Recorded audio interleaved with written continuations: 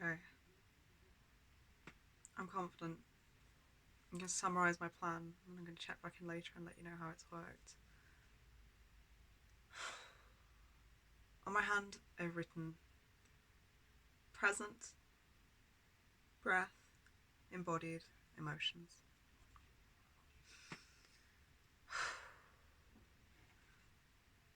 Throughout the day, whenever I'm distracted, distressed, or going off into attack fantasies or self-criticism, I'm likely to catch these now more often, which means that it helps me to bring awareness to what's happening more consistently throughout the day in more moments. The more I can do this, the more often I can do this, in theory, if this is what counters for it, the more often I can counter for it.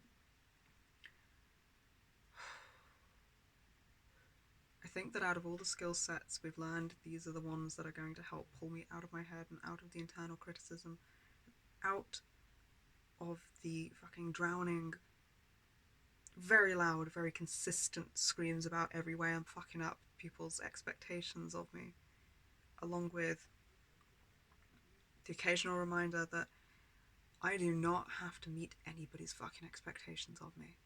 I am not under any obligation to meet anyone's expectations of me other than the ones we set for ourselves that reasonable people would agree with, and therefore they're not so much set by others as they are self-imposed, like managing our own trauma, like doing the work I am doing. So it's like any expectations that I'm going to meet that are held of me are reasonable and healthy for us, and I'm not under any obligation to meet any that fall outside that margin.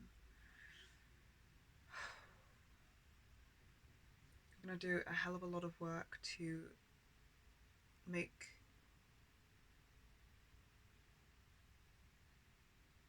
I'm just going to like stand by my convictions more in the part of me that has spent my life as a persecutor, because I know this shit. I fucking feel this shit. I know what our rights are. And I'm going to just close my eyes very tightly and completely radically trust that part of myself in the parts of me that were programmed for people pleasing. So that way the stories can't take me.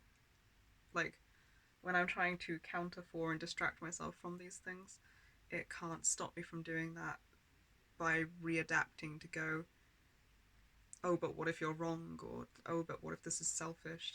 No. Just radical self-trust, and then I can just focus on grounding to the present, breathing, body scanning so that I get into and stay in my body, checking in on the emotions and what we're feeling.